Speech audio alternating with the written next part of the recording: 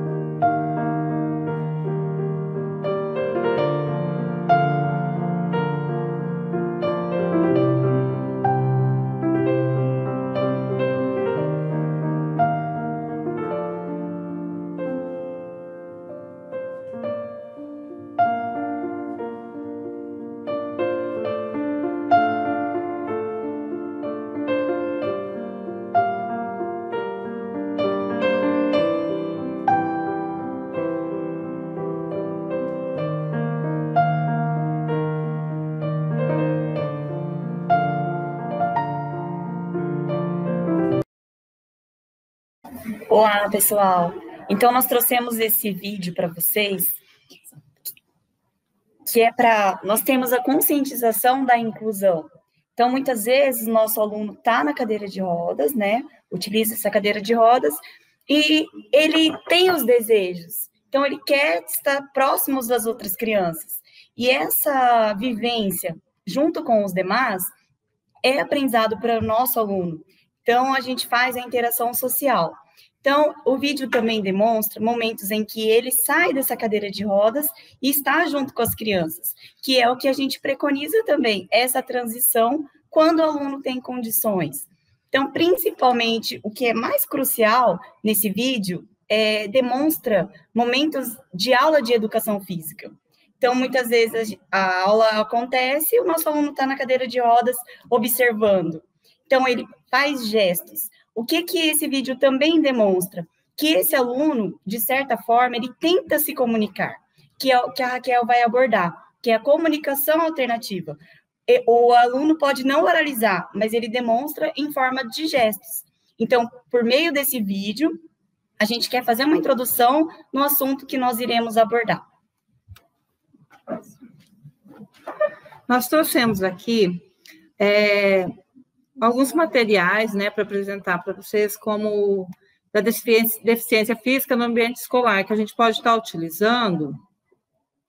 Então, aí, lógico que cada vez que nós vamos propor um material, a gente tem que estar pensando na real necessidade desse aluno. É muito importante, né, que o material que nós vamos elaborar, ou que nós vamos propor,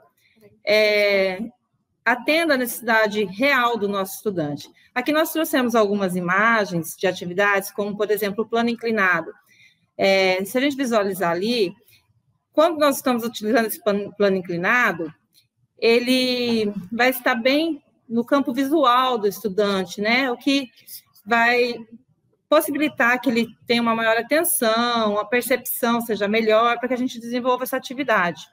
Né? Também temos uma outra imagem ali, com material engrossado, que favorece para que o estudante possa estar manipulando esse material, né? Com imagens, assim, bem visíveis, é um material ampliado, né? Então, assim, sempre verificando a importância, né, que esse material vai ter para desenvolver essa atividade. Eu não posso escolher um material sem ver se ele está atendendo realmente a necessidade do meu estudante, né? Também, o próximo. Aqui também nós trouxemos algumas imagens, né, de adaptadores, que nem aqui nós temos embaixo 4 adaptadores de lápis ali, então, voltando àquele ponto da necessidade, a real necessidade que o aluno tem, vai ser o material que a gente vai escolher, né? Ali é o adaptador do garfo, né, para ajudar ele nas atividades da vida diária, né? Então, assim, sempre oferecer o material que vai dar condições dele realizar essa atividade, né, Carol? Sim. Então, o que a gente quer demonstrar nessa imagem é que nós temos diversos recursos. Então, com relação à paralisia cerebral, então tem alunos que têm a deficiência, mas que têm algumas comorbidades e a deformidade, né, na mão. Então, na articulação do punho, ou então na apreensão. Então, cada aluno com paralisia cerebral necessita de um tipo de recurso. Então, ali no lápis, as 4 imagens embaixo, então são 4 tipos diferentes de adaptadores para escrita. Então, um com apreensão palmar, os outros 3 exigem um pouco mais da apreensão da coordenação motora fina. Então, aquele aluno que não tem coordenação motora fina, utiliza esse primeiro, que ele consegue ter uma coordenação motora grossa, né, que tem essa bolinha, que é uma adaptação um pouco mais grosseira, né, digamos assim. Então, ali em cima tem uma repetição do adaptador de mola aranha, e ali a gente também consegue trabalhar adaptações no teclado do computador. Então, se esse aluno utiliza a tecnologia por meio do computador, nós temos tanto o teclado, né, o teclado adaptado, que é o teclado colmeia, e o adaptador para ele poder fazer a digitação. Claro que se o aluno tem condições, né? Se ele tiver as possibilidades. Por isso, a gente tem os diferentes recursos para poder dar a autonomia e independência para esse aluno estar realizando essas atividades. Próximo. Aqui também nós temos mais alguns exemplos, né, de adaptadores de lápis. Aqui no lado nós temos uma imagem de comunicação alternativa que a Raquel vai falar daqui a pouquinho, né? Pode passar para o próximo. Aí nós trouxemos também algumas sugestões de atividades, né? Aqui no caso a sugestão de português, né? Então, a gente tem que pensar quando propõe uma atividade, né? Assim, essa aqui nós vamos trabalhar a coordenação motora fina, mas nós estaremos trabalhando também o conteúdo, né? Que foi usado uma atividade com velcro. Não necessariamente eu vou propor uma atividade de português do alfabeto, ou de formar palavras, eu posso estar sempre usando esse material de outras maneiras também. Então, assim, toda vez eu vou ter que fazer um material? Não, às vezes o mesmo material você consegue trabalhar várias atividades. Aqui eu estou trabalhando uma atividade para formar palavras, né? Da mesma forma, eu posso usar essa atividade para pedir para ele montar uma sequência lógica, só muda as imagens, né? Eu posso estar trabalhando cores. Então, são N situações que podem ser trabalhadas dentro do mesmo material, né? A proposta pode ser feita dentro de vários conteúdos, você utilizando o mesmo material, adaptando novamente, trocando imagens, trocando o conteúdo que você vai trabalhar. E aqui a gente trabalha também a coordenação motora fina, quando a gente utiliza o velcro.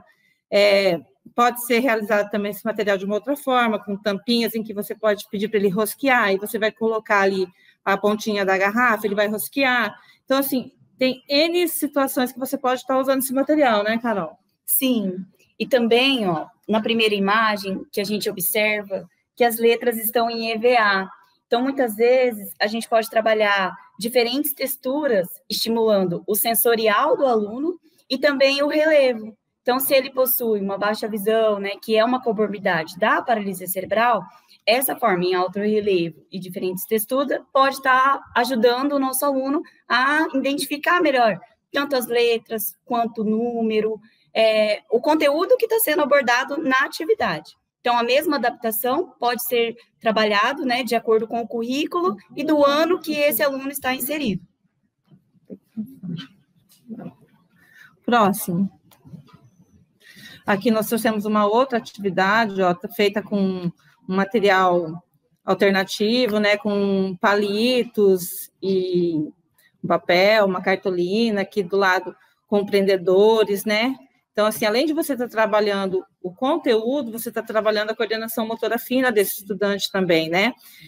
Quando você oferece um material dessa forma, você vai estar trabalhando também a concentração, a percepção desse estudante, né? Então, é um conjunto de atividades que você trabalha de uma forma ali em um único material, né? Sim. E o que a gente propôs também nessa foto, onde a Silmara está comentando que a gente trabalha de uma forma diferente a coordenação motora fina, ele tem o EVA e tem as cores diferentes, né? Então, por mais que a gente faz o pareamento das letras, as cores estão diferentes. Então, a gente consegue identificar se o aluno está reconhecendo mesmo essas letras, porque você pode ver que o R embaixo é azul e o R de cima é roxo. O O de baixo é amarelo, o O de cima é azul. Então, as cores são diferentes. Então, ele, às vezes, está pareando por cor, ou ele está decorando as cores e colocando a cor igual, mas não está reconhecendo a letra. Então, propositalmente, as cores são diferentes. Então, dessa forma, também é estímulo para o aluno, para a gente também poder estar identificando se esse aluno está compreendendo, se ele está fazendo a assimilação do conteúdo, ou se ele está apenas copiando, né? Se ele é copista ou ele só está pareando as cores. Então, são diferentes formas de trabalhar e da gente fazer essa avaliação se o aluno realmente está entendendo e está aprendendo esse conteúdo. Próximo. Então, aqui nós trouxemos algumas sugestões de matemática, né? Como vocês podem ver aqui novamente, ó, uma atividade, né, em que a gente usa o prendedor, de língua portuguesa nós também utilizamos. Então, assim, aqui já vai trabalhar quantidade, você pode associar cores, né? Você pode utilizar esse material de várias formas. Próximo.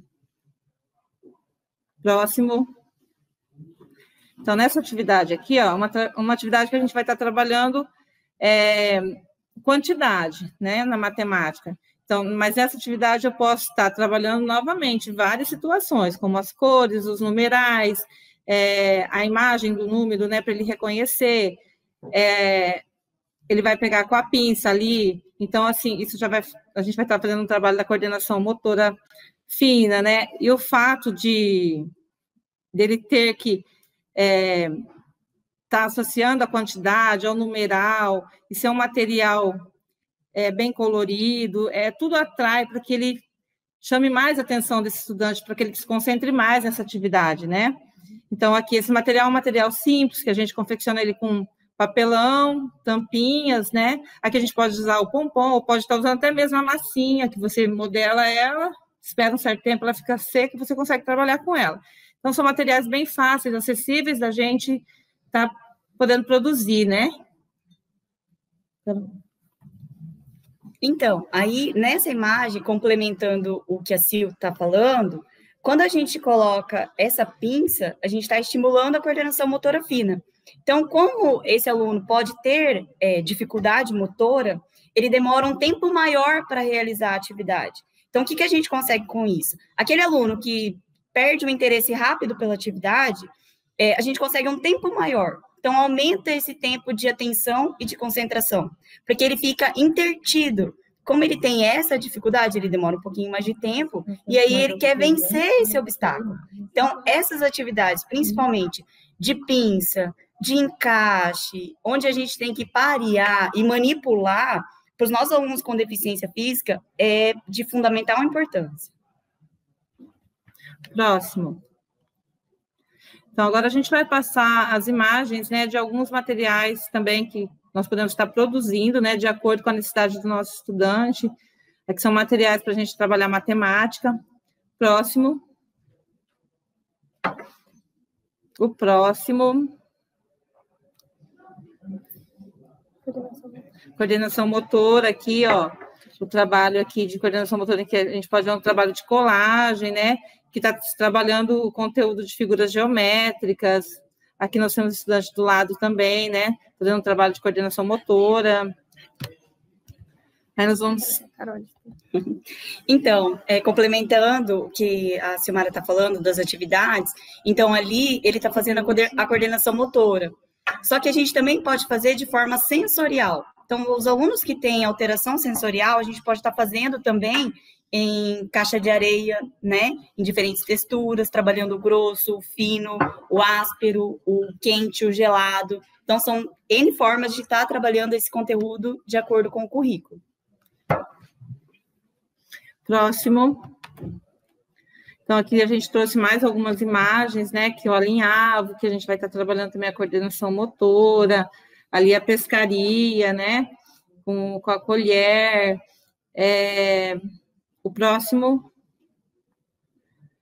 aqui as atividades de pintura, né?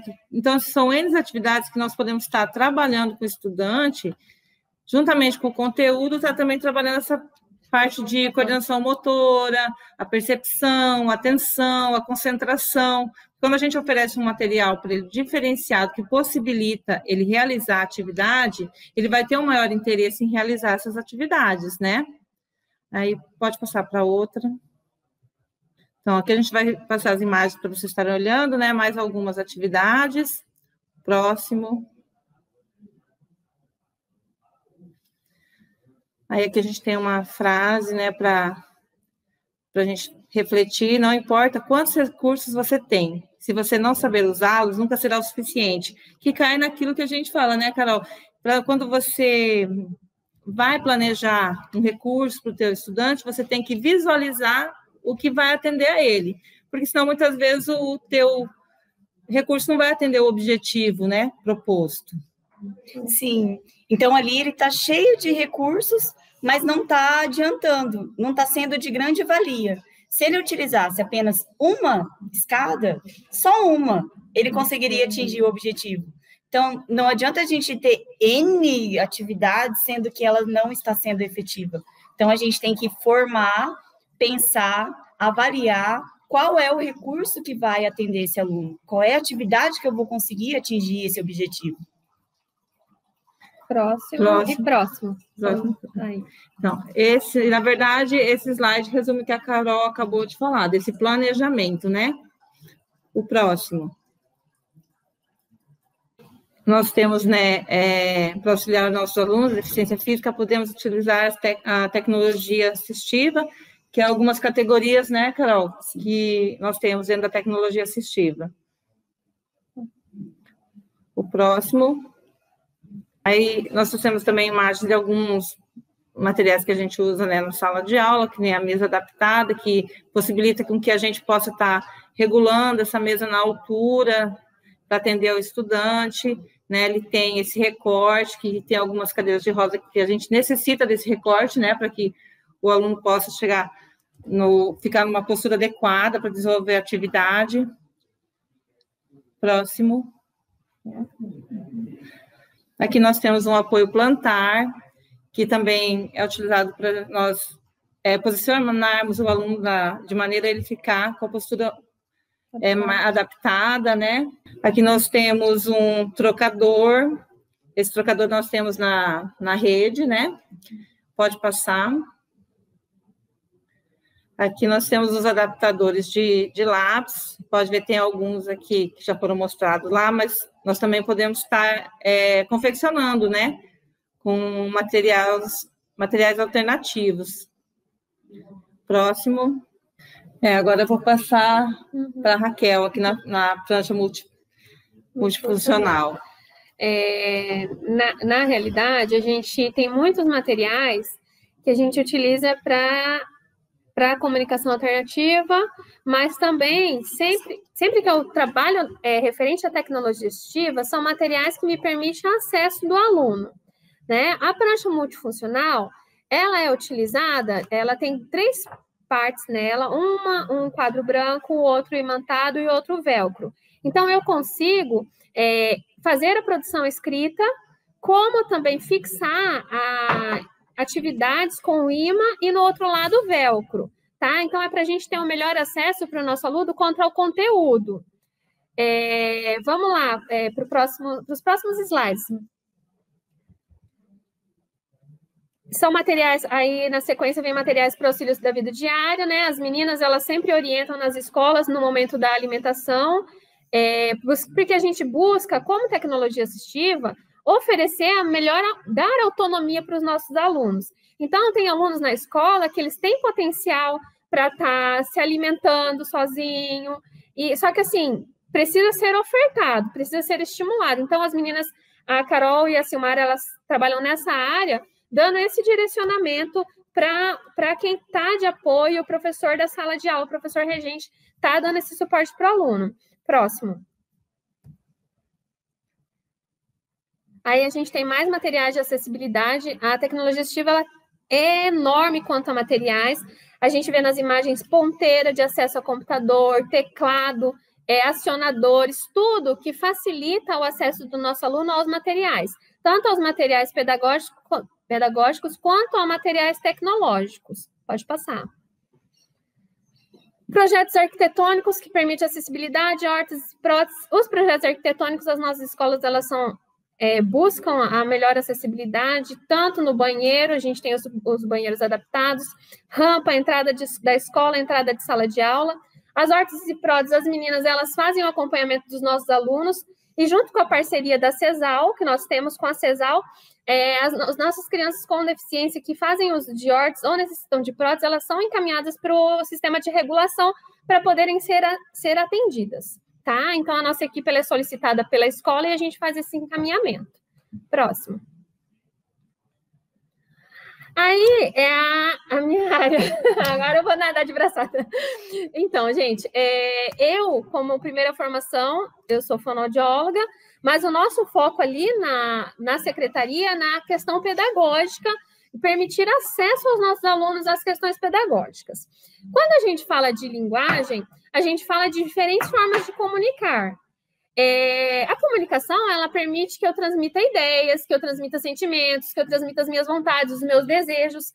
E é isso que a gente tem de intuito com o nosso aluno.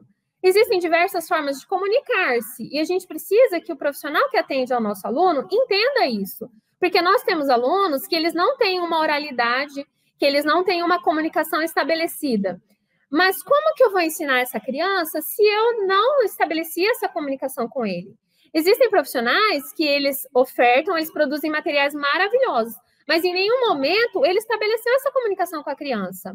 Ele talvez entenda através do olhar, através de algum movimento que a criança realiza, mas não é uma comunicação estabelecida, porque essa criança a gente precisa buscar uma autonomia da solicitação dela. Se ela tem desejo, se ela tem vontades, se ela está sentindo dor, se ela não está.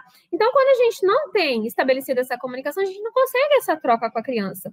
E isso é fundamental para o desenvolvimento social dessa criança, emocional e educacional. Porque como que eu sei que a criança está aprendendo se eu não tenho uma comunicação estabelecida com ela? Se ela não consegue me transmitir se está compreendendo ou não. Então, a base para nosso ensino vai ser a comunicação, será a comunicação. Então, a gente precisa estabelecer, o meu aluno, ele não tem comunicação, ele não trabalha através de imagens, não trabalha através de apontamentos, não faz uso de língua de sinais, ele não tem oralidade nenhuma, mas ele tem condição. É uma criança que tem o cognitivo preservado e o membro superior também, ele tem movimento, mas ele não articula. Então, a gente vai trabalhar através de apontamentos de imagens. A gente tem materiais tecnológicos, aplicativos gratuitos para a gente oferecer para os nossos alunos, como também a gente pode fazer pranchas impressas. Próxima imagem. Próximo slide. Aí, quando eu estou falando da comunicação alternativa, o que seria a comunicação alternativa? A comunicação alternativa, ela é destinada a pessoas que não têm uma fala ou ela não tem uma escrita funcional. Então, a gente realiza uma adaptação na questão da comunicação. Próximo slide. E aí vocês vão ver que existem diversas formas de comunicação alternativa.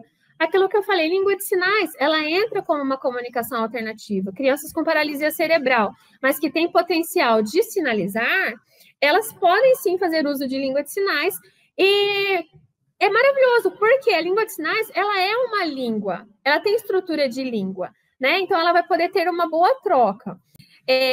A gente também tem como comunicação alternativa, e nós temos muitos alunos na rede que fazem uso dos cartões de comunicação da PEX, que é o mais conhecido, que faz esse uso, a troca comunicativa através das trocas de cartões e de fichas.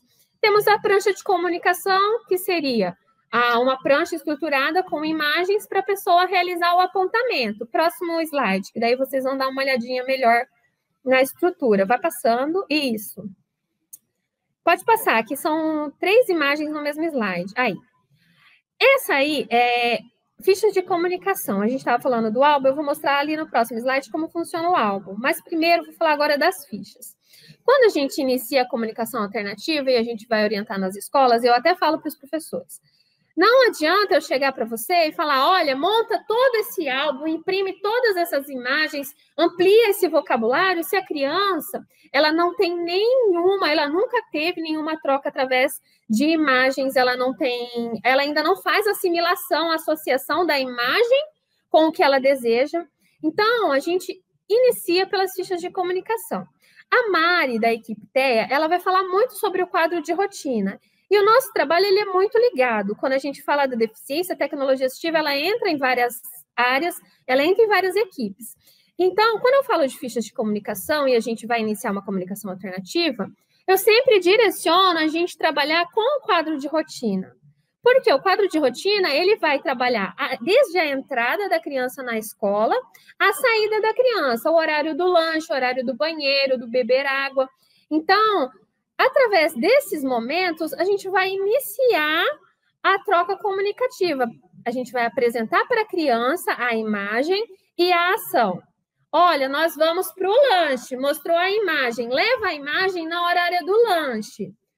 O lanche, acabou o lanche, eu guardo a fichinha do lanche. Se vocês derem uma olhada nas imagens, a ficha, gente, é imagens reais. A gente tenta trabalhar com a foto dos nossos alunos para o melhor reconhecimento. Porque se a gente usa figuras, a gente complica o processo de reconhecimento. Ele tem que passar por várias fases até chegar no que é concreto, no que é real. Aí, se vocês notarem, eu coloquei a imagem e coloquei a palavra, tá? Porque a gente vai trabalhando tanto a memorização da imagem, a associação daquela ação, como o processo de alfabetização e memorização da palavra. Então, essas fichas é para quando a gente está iniciando a comunicação alternativa e eu aproveito o quadro de rotina que a Mari vai falar um pouquinho. Próximo slide. Álbum de comunicação. Isso. Pode passar até fechar. Isso, aí, fechou. Volta. Isso. Esse vai ser o nosso último slide, tá?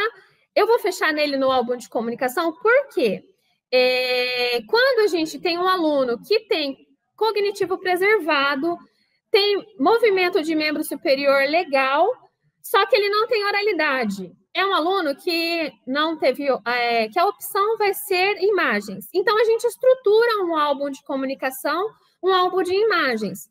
Numa folha, eu consigo colocar 6 imagens. Eu divido essa pasta em 3 partes. No início, eu coloco a primeira parte, quem. Na metade da pasta, eu coloco o faz. E na terceira parte, o o quê. Quem? Pessoas e animais do convívio desse aluno, tá? Faz as ações que esse aluno realiza no ambiente escolar e em casa também, porque a gente vai ampliar esse vocabulário não somente na escola, mas a gente vai tentar trabalhar essa comunicação em casa também. E o que são os objetos, alimentos. Por que a gente estrutura dessa forma? Porque se a gente colocar a palavra primeira lá, quem? Raquel. Faz, brincar, o quê? Carro. Eu estruturei uma frase. Então, eu estou trabalhando o apontamento de imagem? Eu estou. E, ao mesmo tempo, eu estou estruturando frases, tá? A nossa equipe, ela atende as escolas da rede municipal. Sempre que a escola necessita, nós somos solicitados pela equipe do ETAEE para realizar a visita e fazer o direcionamento e as orientações. E nós nos colocamos à disposição e agradecemos vocês. E vamos passar para uma outra parte com a equipe da Baixa Visão. Ok? Obrigada, gente. Olá, eu sou a professora Maria Cláudia, trabalho da Divisão de Educação Especial na CEMED, atendo as crianças com deficiência visual na rede municipal. Hoje nós vamos falar um pouquinho sobre esse atendimento das crianças com deficiência visual no ensino regular. Vamos aos slides agora, por favor. Bom, a deficiência visual, próximo slide. compromete um dos canais mais importantes de aprendizado da criança desde o seu nascimento. Após os 2 meses de idade, a criança consegue visualizar mais perfeitamente as imagens à sua volta, e é por onde ela aprende praticamente tudo à sua volta. Então, a criança com cegueira, por exemplo, ela perde muito desse aprendizado. Próximo slide. Próximo. As principais causas, né, no Brasil, é a catarata em primeiro lugar, glaucoma, a diabetes. Hoje nós temos muitas crianças com diabetes. Quando a família percebe que há algo errado na saúde dessa criança e descobre-se que é diabetes, ela já perdeu muito da visão e não tem como recuperar. A cegueira infantil, que pode ser do nascimento, partos prematuros, e degeneração macular por doenças ou por acidentes. Próximo slide. São 2 tipos. A deficiência visual se divide em 2 tipos, cegos e baixa visão. O cego, mesmo com resíduo visual, ele não consegue realizar atividades normais. Ele não consegue se locomover com segurança, ele não consegue efetuar leituras, ele precisa de auxílios, né? Então, mesmo que ele possua um pouquinho de resíduo visual, ele consegue visualizar alguns vultos, e isso não lhe dá autonomia. Então, ele é considerado cegueira legal. O baixa visão, mesmo que ele usando óculos, tenha feito cirurgias, mas mesmo dessa forma, ele não consegue visualizar normalmente, por exemplo, a fonte 12. Então, ele é considerado baixa visão. Ele precisa de auxílios, de adequações. Próximo slide. O deficiente visual, alguns necessitam de apoios dentro da sala de aula. E são atribuições do apoio ou dos profissionais ou dos professores que atendem essa criança. Deverá descrever detalhadamente as características de cada atividade, para a criança entender qual é o objetivo daquela atividade, o que ele tem que realizar, né? Manipular de forma que as atividades ele compreenda as características para que ele aprenda realmente. Isso são atribuições desse apoio ou do professor regente que está ali com aquela criança. Quando ele possui resíduo visual, estimular visualmente essa criança. Quanto mais estímulos visuais ela tiver, quando, por exemplo, baixa visão, mais ela irá aprender. Estímulo sensorial para as crianças com cegueira. Ele necessita, quanto antes melhor, quanto mais for iniciado esse estímulo sensorial para a criança com cegueira, quanto mais cedo acontece isso, mais ele poderá aprender e se desenvolver. Próximo slide. Buscar alternativas, né, de elaborar meios que essas informações cheguem de uma maneira que os alunos possam compreender, que são as adequações de atividades, adequações do conteúdo aplicado pelos professores, como ampliação de fontes, produzir materiais e adequar, por exemplo, quanto à cegueira, se a professora de geografia está trabalhando um mapa, fazer com que aquele mapa seja tátil, né, com legendas, para que ele possa entender o que está sendo trabalhado por aquele professor, aquela disciplina.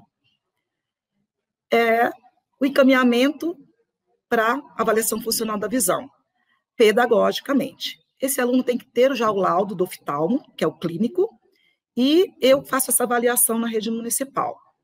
E os técnicos, né, do ETAE me comunicam que existe esse aluno que necessita de fazer essa avaliação funcional da visão. O que é essa avaliação funcional da visão? Essa avaliação funcional da visão é para que a criança consiga, pedagogicamente, estar dentro da sala de aula, sentado no local adequado. Por exemplo, baixa visão, geralmente eles têm que sentar ao meio, à frente, verificar se a claridade da janela atrapalha esse resíduo visual que esse aluno possui.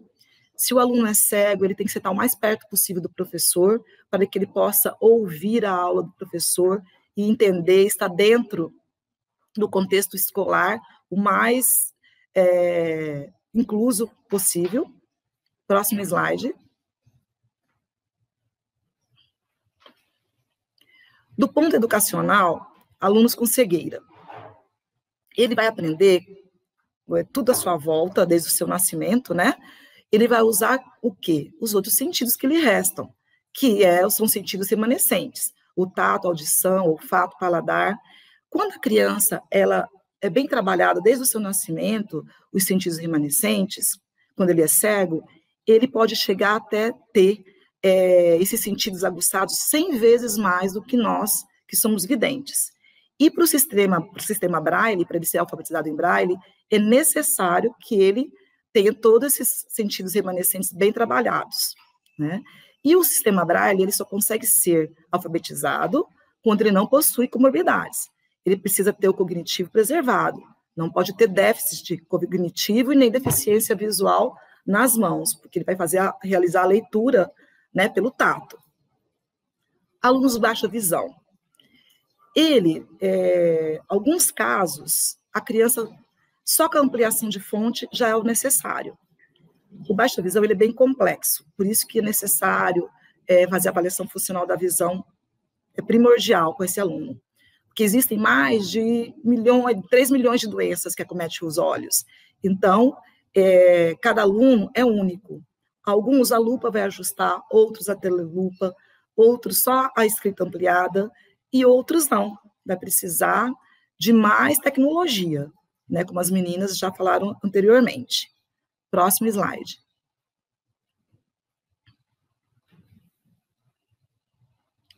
O que são sentidos remanescentes, né? Para que o Braille é necessário, é primordial que essa criança seja bem desenvolvida, né? Que são o tato, o olfato, a audição, porque a perda do sentido aflora os outros. Então, com a perda da visão, ele aflora muito mais a audição em primeiro momento, depois o tato e o olfato. Claro que depende muito dos estímulos que a família, dos seus primeiros anos de vida, vai promover com essa criança, depois na escola. Por isso que é importante a educação infantil na vida de uma criança com problema visual, porque na educação infantil é trabalhado muito detalhadamente todos esses sentidos remanescentes. Tá? Próximo slide. Esses são alguns exemplos, né, de atividades que pode ser trabalhado com a criança, tanto baixa visão quanto cegueira, né? O estímulo visual, quanto ele possui resíduo visual, e o estímulo tátil, quando a criança é cega. É necessário que sejam fornecidos esses materiais complementares, suplementares, para que ele desenvolva bem. Próximo slide. O Lego é de suma importância para qualquer criança, mas para a criança com deficiência visual ou outras deficiências, ele é importantíssimo, desenvolve muito raciocínio. Na criança, no caso, a criança cega, como a figura mostra, a manipulação tátil dela vai ser desenvolvida amplamente. Próximo. Esses são jogos e modelos que vocês podem ser confeccionados por sucata, podem ser comprados. Esse com a caixa de sorvete é coordenação motora fina, que a criança, tanto cega quanto baixa visão, vai ser trabalhado. O outro é o pré-braille, onde a criança, para ser alfabetizada no braille, ela precisa ser iniciada o pré-braille na vida dela para poder conseguir ser alfabetizada em braille. Próximo. São atividades que os nossos apoios realizam nas escolas, né? São atividades, né, que usam o tato, são usados sucatas, barbantes, cola puff. Então, qualquer atividade que o professor regente possa executar na sala de aula pode ser adequado para a criança tanto cego quanto baixa visão. Ok? Próximo. Eu vou deixar aqui para vocês alguns sites de pesquisas, para vocês terem ideias, se aprofundarem em modelos de atividades. São várias dicas que esses sites dão, e eu acho que vai ser de suma importância para que vocês, que atendem a criança deficiente visual, que tenha na sua sala de aula ou na sua escola, vocês vão conseguir muitas informações com esses sites. Quero aqui agradecer, estamos sempre à disposição de vocês, lá no DEE, e o que precisarem, estamos sempre à disposição. Muito obrigada, até mais. Olá. Olá, tudo bom? Tudo bem. Aqui a equipe TEA vai estar falando um pouquinho, orientando um pouquinho sobre a questão dos alunos, né? Com deficiência, da prática com esses alunos. Meu nome é Márcio. Meu nome é Márcio. Depois, a Eliuse, a técnica Eliuse e a técnica Sandra também vão falar um pouquinho, tá? O tema é reflexões pedagógicas, intervenção e prática para alunos com deficiência, tá?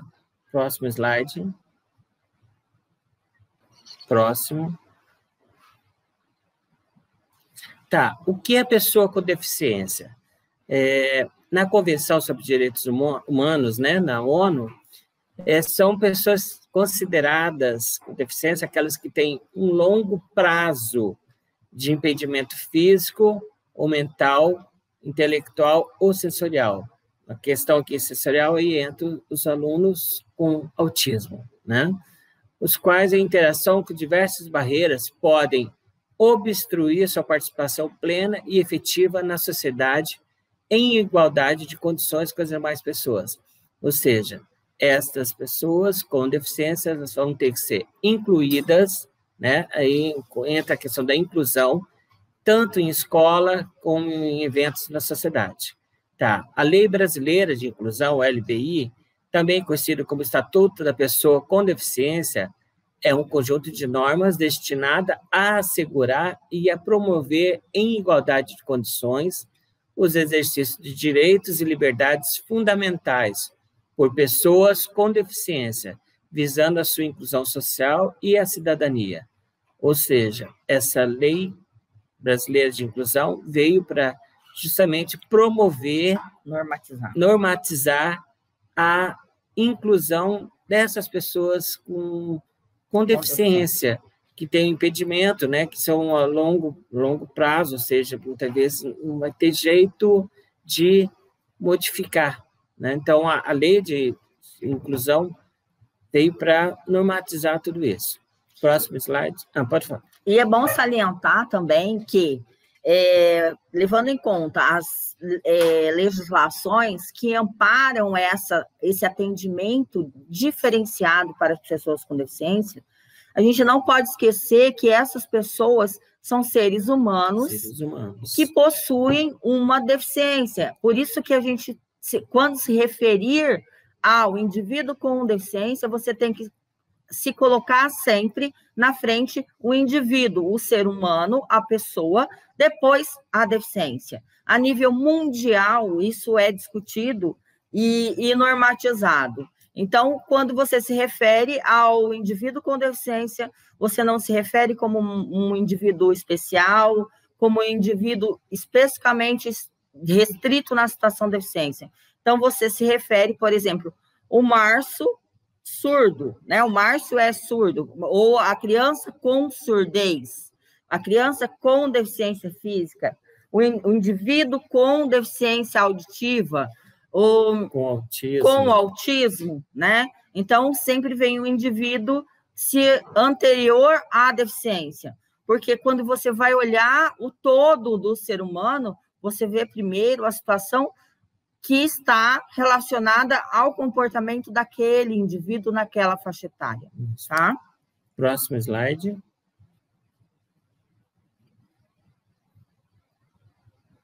Tá, a pessoa com deficiência. É importante a gente entender que não há somatória de deficiências primárias, ou seja, deficiência visual mais deficiência física, tá? Há uma associação de deficiências primárias. O que seria deficiência primária? É aquela deficiência que você vê já de uma questão genética, uma questão de herdabilidade. Então, aqui, seria a deficiência visual, deficiência física, né? Baixa visão, deficiência intelectual, a cegueira até. Essas são as deficiências primárias, que já nascem com a pessoa, né? Essa associação chama-se comorbidades. No momento, o indivíduo pode ocorrer 2 ou mais deficiências primárias, a mental, a visual, a auditiva, a física. Então, ela pode vir a ter várias deficiências primárias, com comprometimento que acarreta atraso no desenvolvimento global e na capacidade adaptativa. Ou seja, a comorbidade, ela pode ter uma deficiência física ou então uma deficiência visual, e aí comorbidade tem o autismo. Então, acaba tendo comorbidade. O que é comorbidade? Associação de uma ou mais deficiência associada à deficiência primária. Tá? Próximo slide.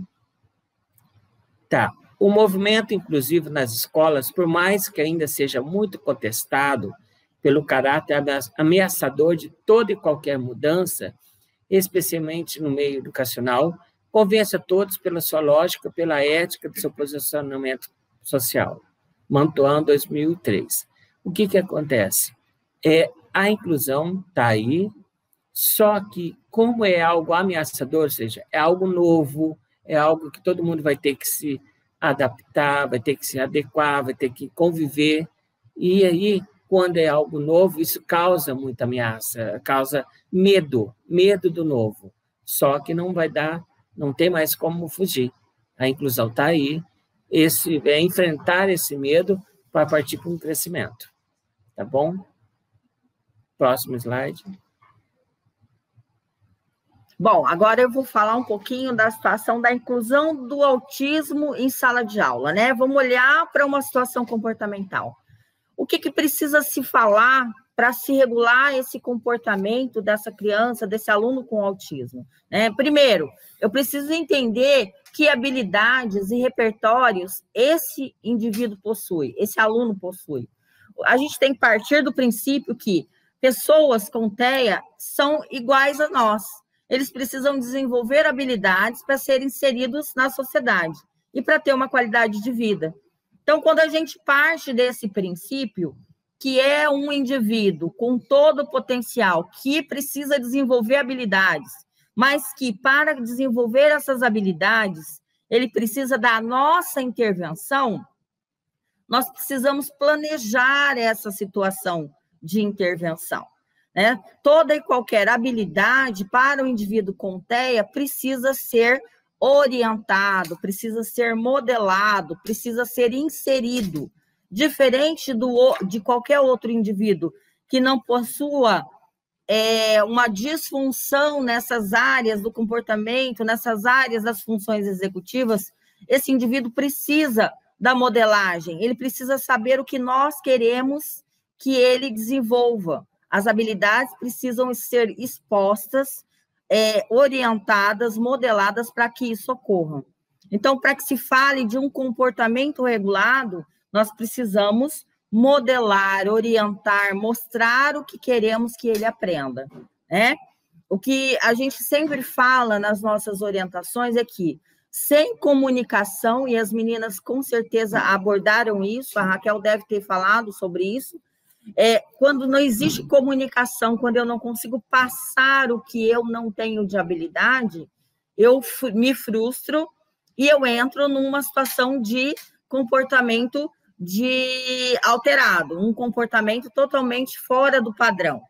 E aí a gente fala sempre, observe o que ocorreu antes, antecipe esse comportamento. Sempre que for necessário, refaça todos os passos do aluno, para que esse comportamento seja descoberto. O que ocorreu antecipadamente para que esse comportamento alterasse. Tá? Próximo slide, por favor. Crie e mantenha uma rotina. O que a gente tem percebido e que nós temos que deixar bem claro, rotina não é uma situação de momento, rotina é uma situação sequente, é uma situação diária. Avalie a necessidade dessa rotina. Coloque nesse quadro de rotina um planejamento de ações. Treine as ações. Porque se você colocar ali uma ação, lembra que eu coloquei no primeiro slide que esse cérebro possui uma disfunção no planejamento, nas ações. Então, eu tenho que treinar as ações que eu quero inserir. Não é de uma hora para outra.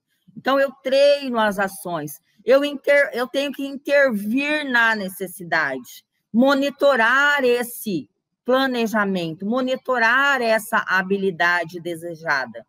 Então, não é porque a gente sempre fala, toda criança aprende por observar, isso sim, mas quando a gente fala de criança com transtorno do espectro autista, a gente fala de uma alteração num grupo de neurônios que nos faz repetir a ação do outro, né?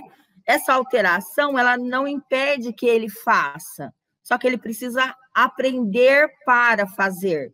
E para que ele aprenda, ele precisa da modelagem, ele precisa da repetição, ele precisa da execução do profissional que o acompanha, porque senão ele não vai saber. Então, parte-se do princípio que eu preciso avaliar o contexto, planejar o que eu quero inserir, treinar esse indivíduo nas ações que eu quero instalar, intervir no momento em que as ações não estão sendo direcionadas para o que deveria ser, e monitorar todo o meu processo de rotina, todo o meu processo de intervenção. Viu? No caso, esses neurônios, conjuntos de neurônios, seriam os neurônios espelhos, né? Isso, é um grupo de neurônios que corresponde à nossa habilidade de repetição por observação. Tá? Próximo slide.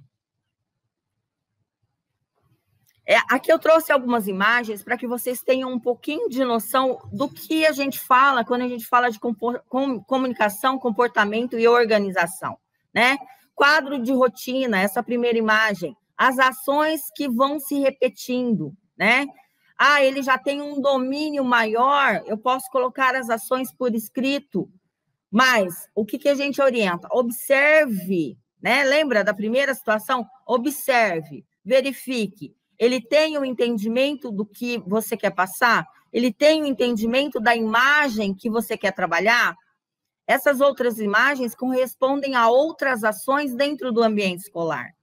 Então, normalmente, a orientação parta do princípio que não existe a compreensão da figura, e sim da imagem real. É mais fácil eu reconhecer a ação quando ela é realizada de uma maneira que eu também realizo, né? Então, eu vou me enxergar na ação. Então, façam com as imagens da criança, façam com as imagens do aluno, ou, se não for possível, se for uma ação que ele não realizou ainda, e você precisa montar esse quadro de rotina, então, utilize uma imagem real. Pode buscar uma imagem na internet, mas que seja uma imagem real de uma criança realizando aquela ação.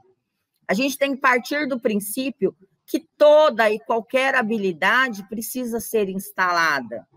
Eu utilizo sempre um exemplo, né, para fazer uma comparação, porque às vezes a gente chega dentro da unidade e aí a queixa ele não senta na cadeira, mas será que ele tem como propriedade a habilidade do reconhecimento da cadeira da escola? Será que ele conhece? Se ele já sentou nessa cadeira? Ele sabe como se posicionar nessa cadeira? Então, a gente parte do princípio que toda a habilidade que eu quero desenvolver precisa ser orientada, precisa ser modelada, precisa ser executada para que haja a internalização desse comando, para que haja a internalização dessa aprendizagem. Próximo slide, por favor. Então, vamos selecionar o que eu quero, né? Aqui, a nossa função vem aqui hoje trazer para vocês como eu regular esse indivíduo dentro desse ambiente. Então, selecione os comportamentos que você quer que ele adquire.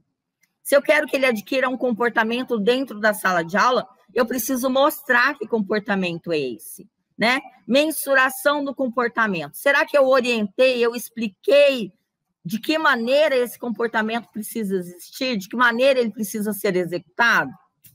Então, para que eu regule esse comportamento, para que eu faça isso, eu posso trazer um quadro de combinados, com imagens das ações que eu quero que ele realize dentro da sala de aula. Lembrando sempre que não se deve utilizar imagens de ações que eu não quero que ele realize, porque eu vou reforçar nesse cérebro uma habilidade que ele não possui e ele pode até criar outros comportamentos, tá? Então, eu preciso mensurar, selecionar os comportamentos, definir os procedimentos de ensino, de que maneira eu vou passar para esse indivíduo a habilidade que eu quero que ele adquira. De que maneira eu posso planejar esse ambiente para que as situações comportamentais fluam de maneira condizente à sala de aula. Então, tudo isso é o quê? Planejamento, né? Organização, retomada de situações. Eu preciso organizar esse indivíduo, sabendo-se que a área que existe prejuízo é a área do planejamento. Então, se eu quero que ele entenda que eu não vou estar trabalhando dentro da sala de aula, que eu vou para a sala de recursos, então eu tenho que mostrar para ele o ambiente, a ação que eu quero que ele realize, mas principalmente o ambiente que eu estou oferecendo para essa realização, tá? Então, tudo tem que fazer parte dessa organização de rotina. Tudo tem que fazer parte dessas imagens que eu vou montar e mostrar para que ele vá internalizando os comandos e adquirindo as habilidades. Conduzir a intervenção. Eu tenho que ser hábil o suficiente para saber de que maneira conduzir.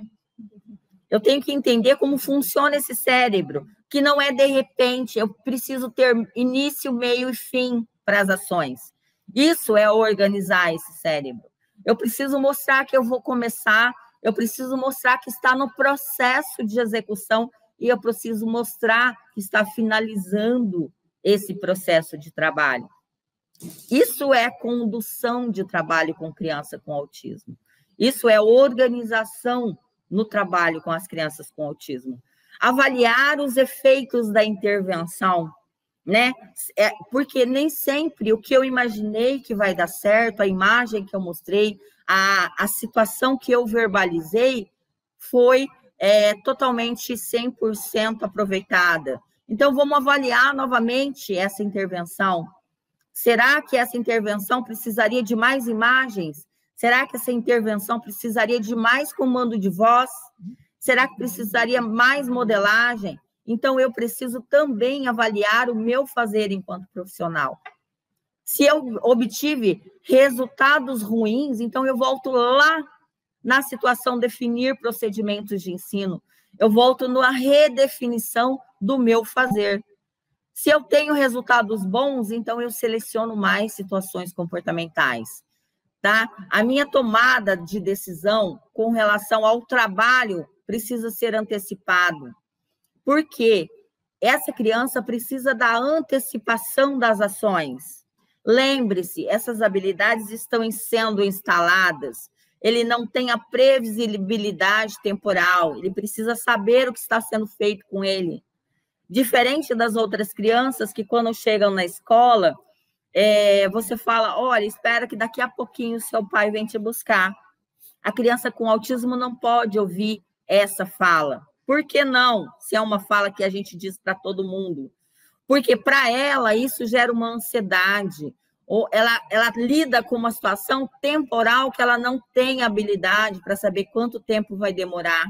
Então, se você quer realmente mostrar isso, então trabalhe ali com uma organização de fichas para você mostrar quantas ações vão ser realizadas até chegar a hora de ir embora. Então, organize esse cérebro para que você tenha uma questão comportamental adequada dentro do ambiente escolar. Próximo slide. Aqui eu trouxe algumas imagens de material regulatório, né? Quando a gente fala, lá na LBI, a gente fala de transtornos sensoriais, deficiências na área sensorial. É aí que entra a UTEA. Então, a gente sabe que esse transtorno espectro autista altera situações sensoriais. Eu preciso regular essas situações sensoriais. E de que maneira eu posso usar? Regulando, você vai estabelecendo um comportamento adequado, vai drenando aquela energia demasiada. Então, eu posso usar uma caixa de areia, eu posso usar um alinhavo, materiais, eu posso trazer materiais para trabalhar essa questão sensorial, né? Todos os 5 sentidos fazem parte dessa questão sensorial. Então, dessensibilizar é oferecer o contato a esses estímulos sensoriais. Eu vou dessensibilizar com todas as áreas sensoriais? Não, você utiliza etapas, né? Vou dessensibilizar a área sinestésica, que é a área do contato da pele, tá? Então, eu vou dessensibilizando primeiro a área sinestésica, depois eu posso partir para dessensibilização da área visual, né? A questão do estímulo visual, eu posso dessensibilizando a questão gustativa, e isso gradativamente. Nós utilizamos bastante essa questão sensorial como uma situação reforçador, né? Um reforçador positivo numa ação positiva. Ele realizou, foi condizente, parabéns, né? Vamos usar esse material sensorial para esse reforço. Só que a gente não pode generalizar também, a gente não pode deixar todo mundo usando, toda hora ele usando esse material. Por quê? A gente sabe que tudo que é demais enjoa, né? Tudo que é demais fica enfadonho. E aí eu vou alterar comportamento porque eu não quero mais isso. Então, saiba utilizar esse material. As meninas que vão vir depois da gente vão falar dessa questão da utilização do material, tá? Próximo slide, por favor. Organização para o aprendizado, né? Vocês viram aqui que eu organizei o slide para que vocês vissem o comportamento, ele é central. De acordo com as situações e habilidades adquiridas, esse comportamento é estabilizado, né? Quanto tempo eu posso planejar essas habilidades? 1, 2 semanas, 1 hora por semana, 2 horas por semana? Não, isso é no processo da criança. Eu quero instalar habilidades de brincadeiras. Até as habilidades de brincadeiras precisam ser instaladas, né? Como que eu vou trabalhar essas necessidades? Como programar, generalizar, quando manejar comportamentos e problemas. Então, tudo isso vai ser na demanda de informação que esse teu aluno vai te oferecendo, né? E o tempo de execução não é cronometrado. Tem habilidades que se adquirem com 2, 3 dias. Tem habilidades que se adquirem com 2, 3 meses. Então, cada um vai sinalizar. E essa situação, como que eu sei que essa criança já adquiriu habilidade? Quando ele começar a generalizar. Quando a mãe chegar em casa e falar, puxa vida, o Pedro conseguiu sentar na cadeira e comer com a colher. Ou o Pedro conseguiu associar a palavra banana com a imagem da banana ou a fruta banana que eu ofereci para ele. Então, isso é generalizar conceitos. E aí você tem a certeza de que ele aprendeu, né? Quando a gente trabalha habilidades, a gente regula comportamento. Eu só preciso saber que habilidades ele precisa ser instalado e que etapa de desenvolvimento ele está, tá? Próximo slide. Promova uma adaptação do ambiente, né? O ambiente é a sala de aula, o ambiente é a escola. Que estímulo sensorial tem esse ambiente? Né? A questão do barulho demasiado, a questão do estímulo visual com muita iluminação na sala de aula. Essa sala de aula tem a organização que ele precisa, ele tem o seu quadro de rotina, ele tem o seu quadro de combinados, ele tem os seus horários dentro desse quadro de rotina, ele tem esse desenvolvimento promovido nesse ambiente escolar. Então, quando se fala de comportamento, se fala de todo um processo, não se fala de comportamento isolado. O comportamento surge por situações que foram antecipadas àquele comportamento e situações que vêm depois do comportamento. Então, esse comportamento se instala. Eu preciso saber de que maneira essa criança foi recebida na escola, como está o ambiente da sala de aula dele, como está o ambiente escolar? Será que ele está com muito estímulo? Será que dentro da sala de aula tem alguma situação de estímulo olfativo que desregula? Será que tem alguma situação de estímulo auditivo que desregula? Tudo isso precisa ser observado. E a gente nunca pode esquecer. Planejamento, né? Planeje, entre, procure, se antecipe a desorganização. Não existe alteração comportamental se tudo for antecipado. Se você se antecipar à desorganização, eles dão pistas de que esse comportamento alterado vai surgir.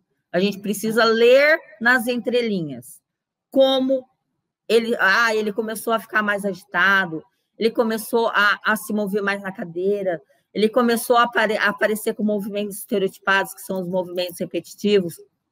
Isso são sinais de que vai surgir uma alteração comportamental. Então, preste atenção nos sinais. Organize essa situação ambiental para que o comportamento e a aprendizagem fluam. Tá? Próximo slide. Bom, agora vai entrar a Elilze e a Sandra, né? Com relação à organização comportamental, com relação às questões de regulagem, de habilidades, era isso. Gratidão, obrigada, fiquem com elas. Gratidão, beijo, gente, tudo bom.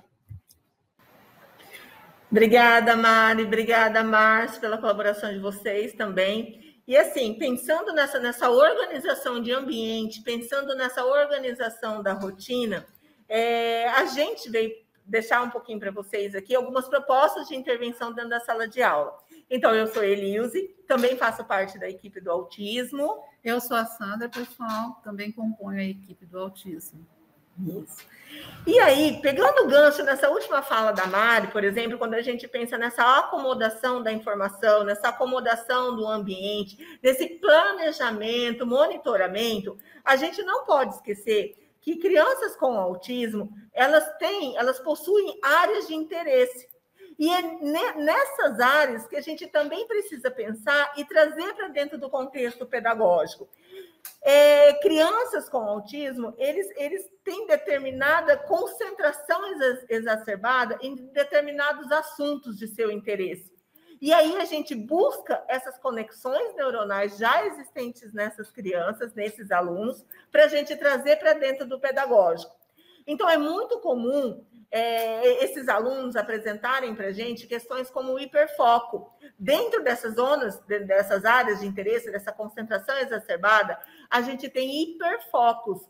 E a gente pode usar, sim, esse hiperfoco de uma maneira favorável, de uma maneira que a gente utilize determinado assunto que essa criança domina para trazer para dentro do pedagógico.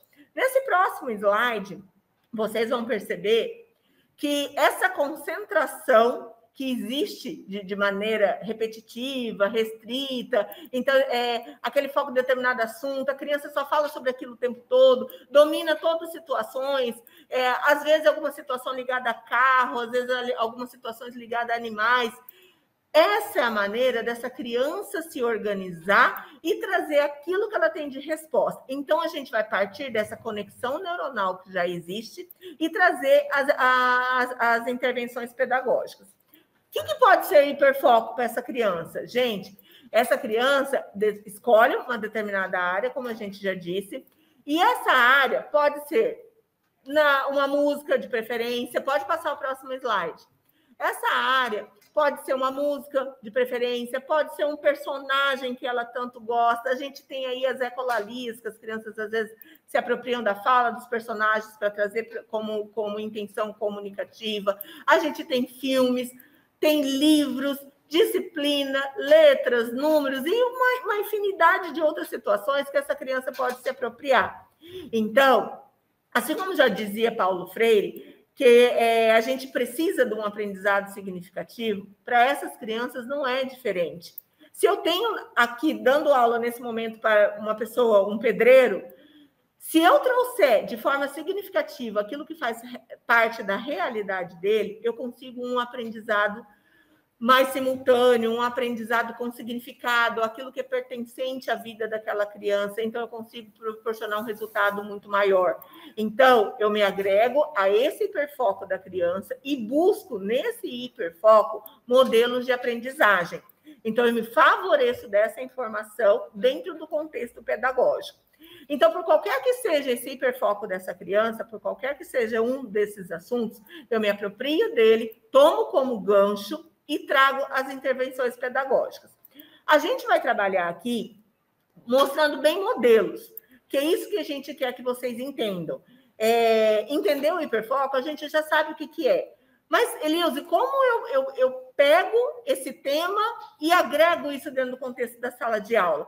Então, eu vou trazer um pouquinho de modelos para vocês perceberem como a gente pode usar. No próximo slide, a gente tem um modelo de hiperfoco. Na primeira imagem, vocês estão vendo um contexto de sala de aula. Então, atividades comuns de sala de aula, como a professora propõe isso para uso da turma inteira. Se eu tenho um aluno que, por exemplo, tem o hiperfoco no peixonauta, no personagem, no uso do personagem, na fala do personagem, então eu me aproprio do personagem e trago as informações pedagógicas que eu quero contemplar, a habilidade que eu quero contemplar com essa criança. Então, eu uso o peixonauta, que é o hiperfoco dessa criança nesse momento. E aí, o que eu vou fazer? Então, vamos contar o peixonauta. Vamos ver a história do peixonauta. Vamos estudar o fundo do mar.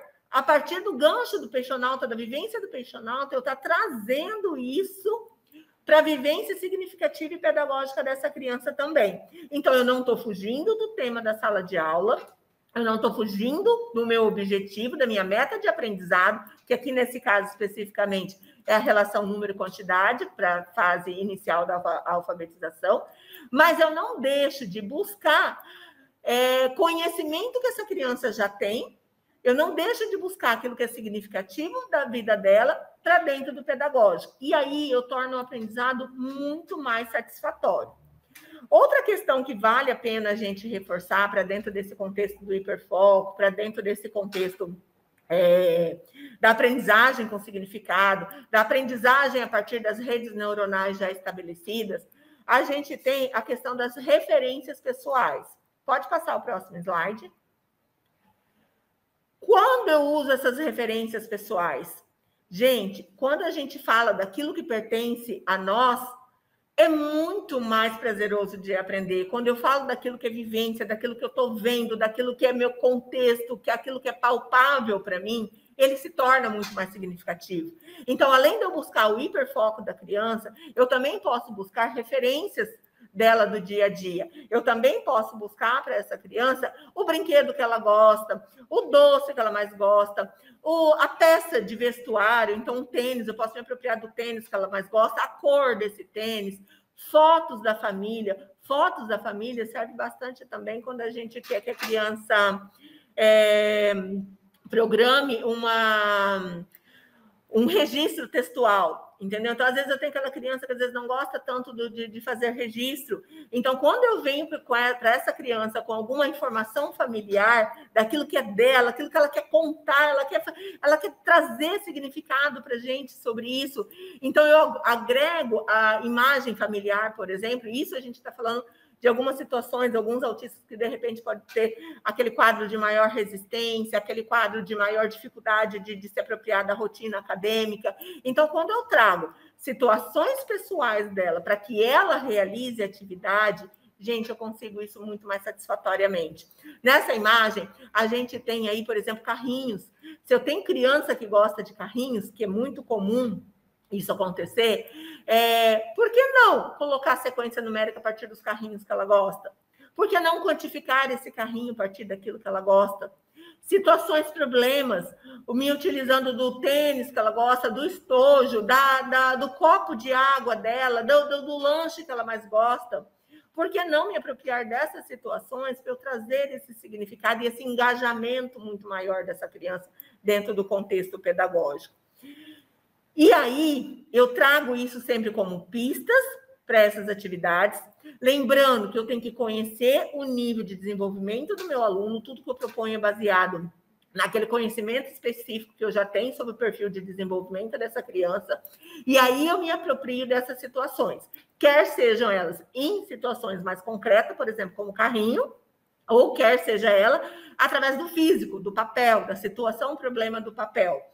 Eu posso utilizar nome dessa criança. Então, ao invés de eu falar que o João foi no mercado, eu posso falar que o próprio aluno foi no mercado, que o Pedro, que é o aluno, foi no mercado. Então, eu estou dando para ele vistas, eu estou dando para essa criança pertencimento muito maior. Mas quando a gente fala de referências também, tem uma situação, quando a gente fala de referências, de intervenções pedagógicas, tem uma questão que a gente não pode deixar de esquecer também. No próximo slide, a gente vai falar um pouquinho sobre a diferenciação de conteúdo. Então, por exemplo, eu estou propondo, sim, essa intervenção a partir daquilo que é significativo, daquilo que faz parte da vivência dessa criança, desse aluno, mas eu não posso deixar de ter e de fazer, na verdade, diferenciação de conteúdo. Isso é muito importante dentro do contexto da sala de aula. Então, por exemplo, se é uma aula de português, eu vou estar falando da língua portuguesa. Então, eu vou estar propondo registro, eu vou estar propondo formação de frases, de palavras, seja lá qual for o nível da criança. Então, eu vou estar trabalhando a partir daquilo que está proposto para a turma, sem propor um conteúdo, um tema totalmente diferente. Eu posso usar o hiperfoco, eu posso usar aquilo que é pistas, referências para essa criança, mas eu trago para aquela rotina do dia, para aquilo que está acontecendo naquele momento. E aí a gente vai ver, nos próximos slides, alguma dica, uma sugestão de como eu me apropriar disso. Então, por exemplo, nesse slide aí, a gente está vendo também uma atividade comum, é atividade de internet, a gente buscou normalmente, enquanto fonte de informação, mas essa criança precisa do concreto. Lembre que o canal de aprendizagem da criança com autismo, assim como da criança com deficiência intelectual, é o canal visual, e eu preciso proporcionar para essa criança situações mais concretas, situações mais palpáveis. Então, eu preciso trazer essa mesma informação proposta na atividade da turma de uma maneira mais significativa para essa criança. Então, eu não estou fugindo do conteúdo, eu não estou fugindo do tema, eu não estou diferenciando a situação proposta para a turma, mas eu estou trazendo de uma maneira mais acessível para essa criança, baseado na habilidade, baseado na necessidade específica desse aluno. Então, nessa atividade, por exemplo, a gente passou a mesma informação para uma situação mais monitorada ali, porque eu estou usando material dourado, então essa criança está contando, essa criança está percebendo o que tem mais, o que tem menos, a gente está colocando um numeral ali, então eu estou se tornando isso muito mais visível para essa criança. Depois, sim, eu até posso voltar na situação do papel, do espaço físico, mas antes disso, eu trabalho dessa maneira mais significativa. A gente tem um outro modelo também, porque nesse, pode passar o slide, nesse a gente pensou um pouquinho mais nessa questão das crianças no início da alfabetização. Pensando nas outras séries também, nos outros anos, eu tenho questões da questão do uso visual, do apoio visual, e baseado no apoio visual dentro da figura real.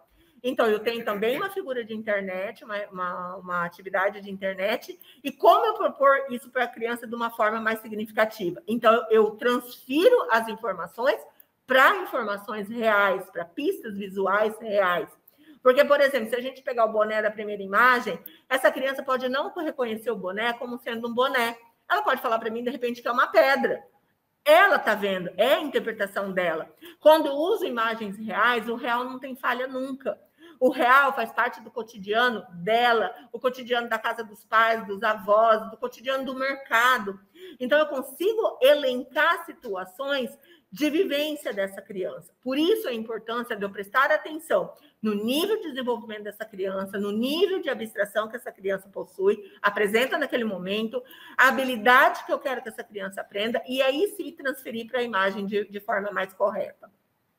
No próximo slide, a gente vai ver situações pensando um pouco mais nos indivíduos maiorzinhos, naquelas crianças mais da turminha do 6º ao 9º, onde já se tem uma exploração maior e principalmente de situações mais abstratas. Então, como eu propor isso para essa criança? Então, eu tenho aí uma atividade subliminar, porque ela está me favorecendo uma informação, querendo significar outra. Essas crianças com comprometimento cognitivo, e assim também como as crianças com autismo, elas têm dificuldade no jogo simbólico. Então, elas têm dificuldade dessa interpretação daquilo que eu quero dizer com aquilo que está propriamente dito escrito. Então, eu estou contemplando uma atividade como essa, habilidades que ainda não foram desenvolvidas nessa criança. Eu preciso dar a essa criança, às vezes, opções de respostas de múltipla escolha, de uma resposta mais objetiva. Lembram que essas crianças podem ter dificuldade de organização e planejamento? Quando eu dou uma questão muito aberta, isso infere planejamento. Essa criança pode até saber a resposta, mas o se planejar, se organizar para dar essa resposta fica um pouco mais difícil. Quando entro com questões de múltipla escolha, como é o caso do próximo slide, quando eu entro com essa questão da múltipla escolha, eu trago isso de uma maneira mais favorável. Vocês viram que até a tirinha foi trocada. Eu utilizei a mesma tirinha, o mesmo personagem de tirinha, da atividade proposta para a sala, mas eu procurei uma outra tirinha com uma situação um pouco mais concreta de informação para essa criança. Então, eu consigo, sim, aí, dessa forma, abarcar um aprendizado mais significativo. Pode passar o slide.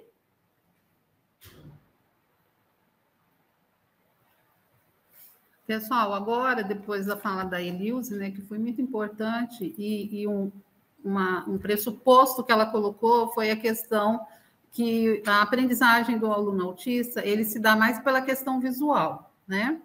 Então, ela bem colocou como é todo esse processo e como trabalhar nas questões da aprendizagem significativa. E aí a gente precisa entender por que o contato visual no autismo é tão importante. Então, a nossa fala inicial é dizer o seguinte, entender o porquê, que é uma das características, né, de disfunção do autismo, né, e é observado já bem nos primeiros anos de vida da criança, que é um dos relatos bem específicos dos pais, quando a gente pergunta para os pais, como você identificou as primeiras características de que a criança tinha autismo, um dos relatos dos pais são a questão do contato visual, né? Então, aí a gente já entende que tem um comprometimento nessa questão e por que da importância da gente trabalhar toda essa questão através do treino visual, né, que a gente tem que estabelecer, principalmente naquelas crianças menores, que são as crianças que frequentam os EMEIs, né, da rede municipal, e que chegam na escola, e para a gente estabelecer esse contato visual, a gente precisa de um treino específico. Então, a gente entender que isso tem bastante interferência, e também dessa questão da importância de você trabalhar a questão dos recursos visuais, porque é a via de aprendizagem da criança com autismo, né? Então, entendido isso, a gente vai conseguir, então, entender que é uma ferramenta super importante, né? Por quê? Porque como você tem a questão do comprometimento da comunicação, das relações interpessoais e também do aprendizado, a gente precisa, então, melhorar essa questão do contato visual e isso vai ser melhorado através dos instrumentos e recursos visuais, né? Então, os recursos visuais, ele é uma ferramenta de comunicação para pessoas autistas e ajudam na independência e na autonomia, tá? Então, aí você já parte do princípio da importância de você usar e abusar da questão dos recursos visuais. Eles expandem também a capacidade de uma criança com autismo de interagir com o ambiente, né? Porque como ele tem os comprometimentos de interação, isso vai ajudar também, através de uma organização, como a Mari Meire colocou, que é a questão de você planejar esse ambiente da melhor forma possível, favorecendo essa aprendizagem, né? O senso de autonomia dele também, permitir que ele faça escolhas e se expressem nas suas necessidades básicas. Então, a gente usa muito essa questão do recurso visual, principalmente para aqueles alunos que ainda não têm a questão verbal, né? Ele se faz essencial para que haja uma comunicação efetiva e ele consiga expressar as suas necessidades ali básicas de ir ao banheiro, solicitar para ir ao banheiro, beber água. Então, a gente entende, então, que os recursos visuais, nesse momento, é essencial, né? Pode passar. Também na questão que a Marimeire colocou lá na frente, na questão de estabelecer uma rotina para a questão da organização, né? E também a organização tanto do ambiente quanto das atividades, né? Tornar fácil mais aquilo que está sendo dito, já que a via de aprendizagem dele se dá pela questão mais visual do que das palavras faladas, né? Então, o processamento dele na via visual é mais rápida. Então, a gente trabalha a questão de estabelecer uma rotina na escola com ele, para que ele se veja pertencente à ação, sempre com imagens reais, como o pessoal colocou aqui, situações que ele tenha vivência, né, e que ele se possa ver e possa se perceber em cada ação que for realizada dentro da escola. Então, quando a gente vai para a escola, a primeira coisa que a gente fala é a questão do estabelecimento da rotina para aquele aluno, para que haja uma organização, já que ele não consegue estabelecer essa questão do planejamento. Então, a rotina ela serve para ajudar nessas necessidades do aluno de organização, tá? Permite que aqueles com habilidades linguísticas, né, muito restritas se comuniquem com outras pessoas, né? Então, como ele, às vezes, tem um comprometimento muito grande na questão verbal, a gente usa as fichas para que ele possa pedir, para que ele possa se identificar naquelas situações básicas que ele precisa, tá? E quando ele já está um pouquinho mais estabelecida essa questão das imagens, e que você não precisa mais tanto desse suporte visual da imagem, você pode usar, sim, a imagem, mas mais com as palavras, com as questões, como tem nesse modelo que está aí ao lado, tá? Uma rotina estabelecida com palavras. Pode passar. Então, a gente sabe que os autistas ele têm a questão da rigidez, né? E eles são muito literais também em seus pensamentos. Nesse caso aí, é muito complicado ele entender os conceitos abstratos, né? Fica muito mais difícil. E os recursos visuais e os concretos, eles entram para facilitar essa questão da aprendizagem, para que se torne uma coisa mais compreensível e significativa para eles, né?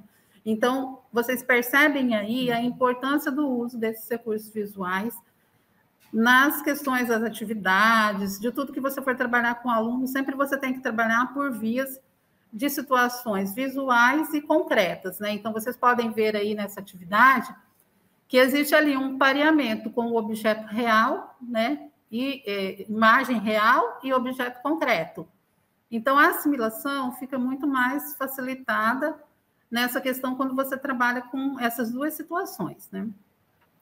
O contato visual ele é essencial para o desenvolvimento de outras habilidades, então a gente sabe disso, por isso que eu falo que a gente tem que, então, se a criança chega com muita dificuldade no contato visual, a gente tem que estabelecer esse treino para que ela realmente mantenha o mínimo possível de contato visual, para que a gente possa entrar, então, com a questão de estar trabalhando conteúdo, atividade e tudo mais. Então, esse é o primeiro passo, né, que a gente tem que ter com a criança lá. Pode passar. Aqui, gente, tem alguns exemplos de suporte visuais que a gente pode trabalhar em sala de aula, tá? Aqui são os símbolos, tá? Que aí do lado tem uma figurinha, né? Da professora trabalhando com o aluno na questão das figurinhas aí de situações emocionais que a gente pode trabalhar com os símbolos que tem lá na escola, para que o aluno identifique banheiro feminino, banheiro masculino. Então, a gente pode fazer esse trabalho na questão visual com os nossos alunos na escola. As fotografias, que podem ser de preferência situações de vivências familiares, que a gente usa muito, a própria imagem do aluno também favorece, os vídeos curtos, miniatura de objetos reais, facilita muito essa compreensão, fotos, desenhos, palavras, né?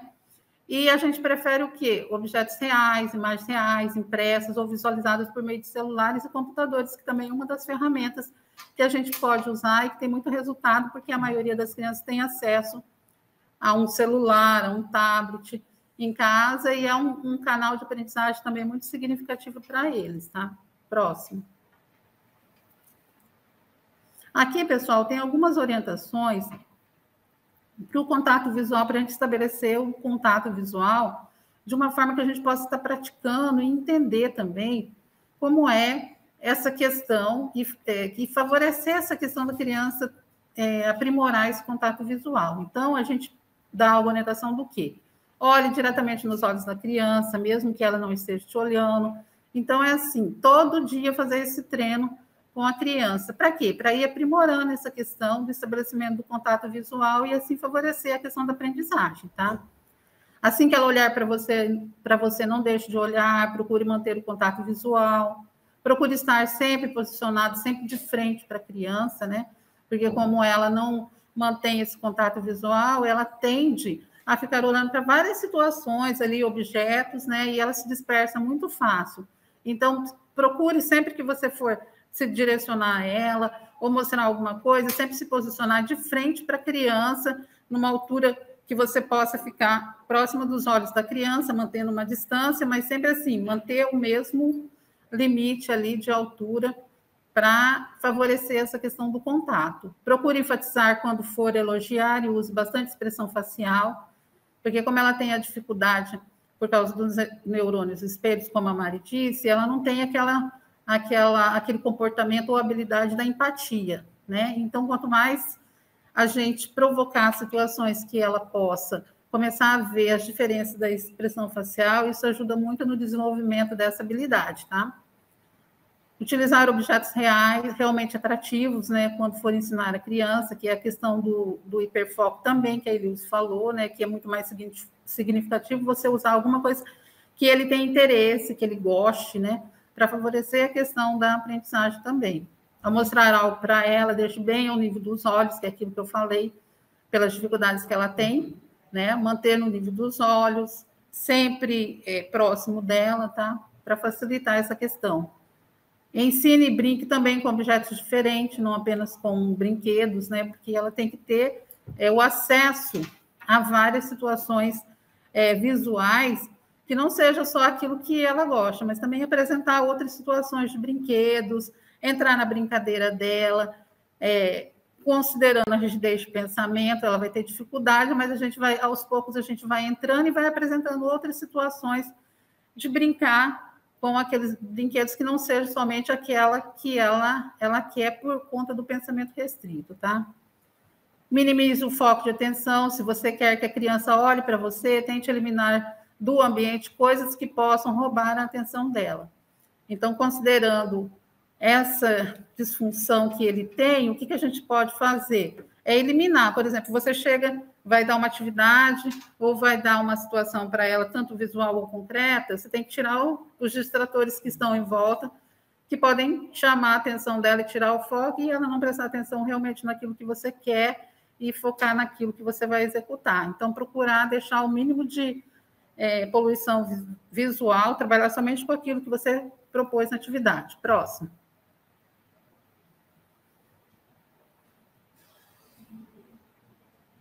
A atividade de interação e brincadeira também é importante para ela desenvolver essa questão social que ela não tem. Então, a gente precisa propor atividades de interação coletivas, brincadeira. Para quê? Para proporcionar o que é essas pessoas? Aprimorar a força, agilidade, a coordenação motora, que a gente sabe que tem um comprometimento, o equilíbrio, o estímulo da fala, o repertório motor que ela tem. Então, essas atividades também têm uma importância muito grande para essas crianças, né? A intenção das brincadeiras para os autistas, para eles associando os momentos prazerosos, divertidos, interessantes, e essa interação pessoal mesmo com a turma. Então, tudo que você for fazer, você propor essa interação coletiva e inserir o aluno para que participe, né? Então, dessa maneira, a gente vai começar a estabelecer uma maior conexão com as pessoas que estão à sua volta, com os amiguinhos, tá bom? Então, a gente precisa disso também. Pode passar. E os jogos de imitação, né, gente? Também é muito importante. A Mari relatou sobre essa questão da dificuldade, né, nos neurônios espelhos, né? E os jogos de imitação facilitam, brincadeiras de imitação, proporcionam e facilitam essa aquisição de aprimorando um pouco mais essa questão da observação da imitação, tá? Então, propor atividades que são simples, mas que possam emitir som, movimento, bater palma. Então, tudo isso vai aprimorando essa questão da criança imitar, porque a via da aprendizagem é a imitação, e a gente sabe que eles têm uma defasagem com relação a essa questão da imitação. E então, a se perceber, né, perceber o outro, perceber a informação do ambiente, isso é muito importante. Então, essa situação dos jogos e das imitações, principalmente de imitação, é primordial você estabelecer isso em sala de aula, tá? Uma das sugestões que a gente está colocando para vocês também, para trabalhar a questão com os alunos autistas. Pode passar. Eu sei que o tempo assim ficou bem corrido. Assim, a gente tem bastante informações para compartilhar com vocês, mas assim, é para vocês entenderem um pouquinho de como esse cérebro processa a informação e daquilo que eu posso favorecer e adequar dentro do contexto da sala de aula para que o aprendizado aconteça e que aconteça dentro das especificidades, das necessidades dessa criança. Então, a gente deu uma pincelada, mas nossa equipe está à disposição. Então, aquilo que vocês precisarem é só entrar em contato com a divisão de educação especial e a gente está aqui para poder atender vocês naquilo que for preciso. Eu agradeço a presença de cada um de vocês aqui. E em caso de necessidade, conte com a gente, né, Sandra? Isso mesmo, pessoal. Foi meio corrido, mas a gente agradece, né? E qualquer informação, qualquer orientação a mais, né? A equipe está à disposição, nos colocamos à disposição de vocês e agradecemos. Obrigada.